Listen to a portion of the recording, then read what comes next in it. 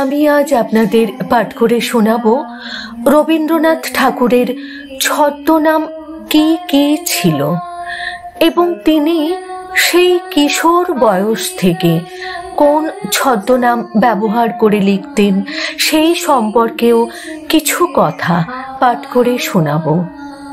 আশা করি আপনাদের সকলেরই ভীষণ ভালো লাগবে। তাহলে শুরু করি। রবীন্দ্রনাথ ঠাকুর 9টি ছদ্মনাম ব্যবহার করেছেন। ভানুসিংহ ঠাকুর, অকপট চন্দ্র ভাস্কর, আন্নাকালী পাকরাশি, দিক শূন্য ভট্টাচার্য, নবীন কিশোর শর্মন, ষষ্ঠীচরণ দেব শর্মা, বাণী বিনোদ বিদ্যা বিনোদ, শ্রীমতী কনিষ্ঠা, শ্রীমতী মধ্যমা।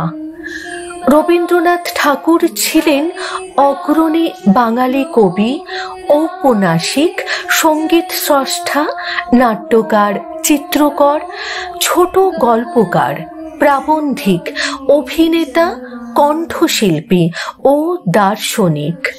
তাকে বাংলা ভাষার সর্বশ্রেষ্ঠ সাহিত্যিক মনে করা হয়।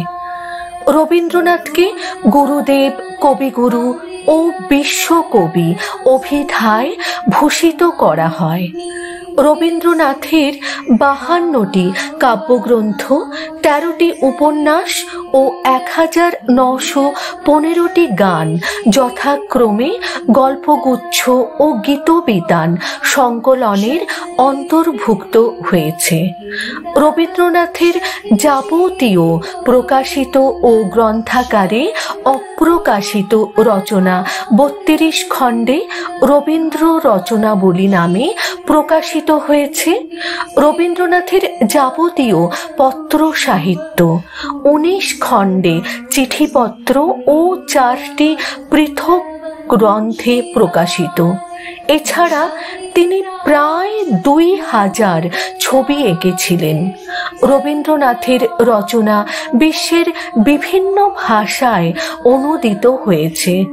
1913 সালে গীতাঞ্জলি কাব্যগ্রন্থের ইংরেজি অনুবাদের জন্য তিনি সাহিত্যে নোবেল পুরস্কার লাভ করেন।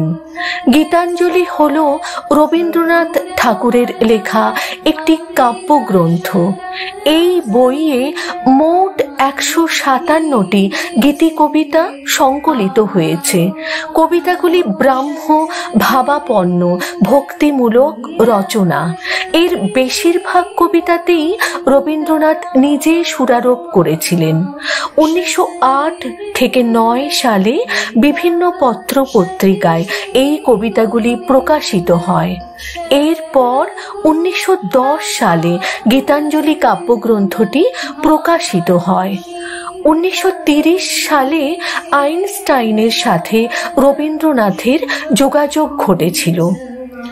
তারপর বাল্মীকি প্রতিভা রবীন্দ্রনাথ ঠাকুর রচিত একটি গীতিনাট্য। 1881 সালে প্রকাশিত এই নাটকটি রবীন্দ্রনাথ রচিত প্রথম নাট্য সাহিত্য। 1881 সালেই প্রথম মঞ্চায়িত হয় এই নাটক।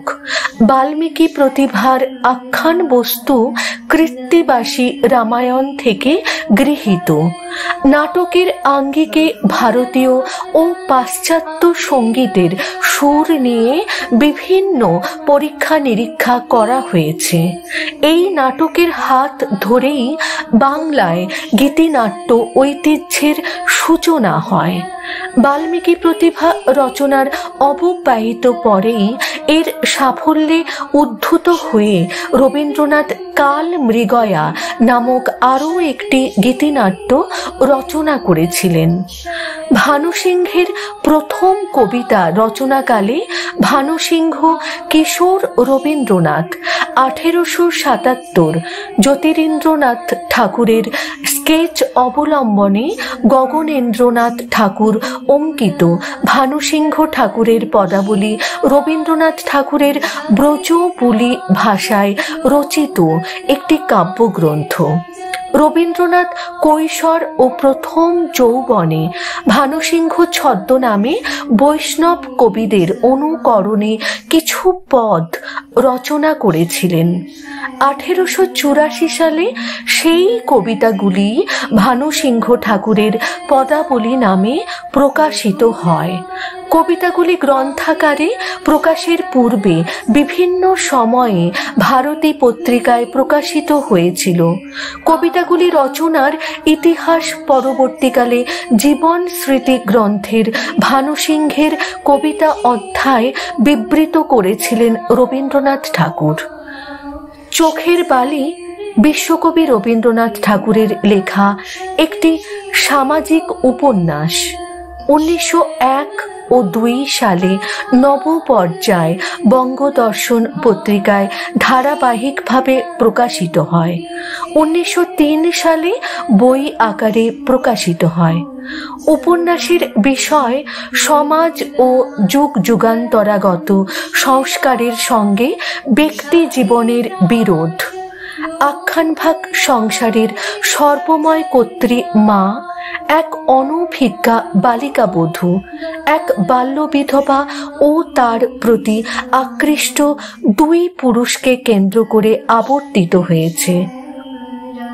অসংখ্য ধন্যবাদ যিনি এই লেখাটি সোশ্যাল মিডিয়ায় পোস্ট করেছেন, তাকে আমার তরফ থেকে অসংখ্য ধন্যবাদ।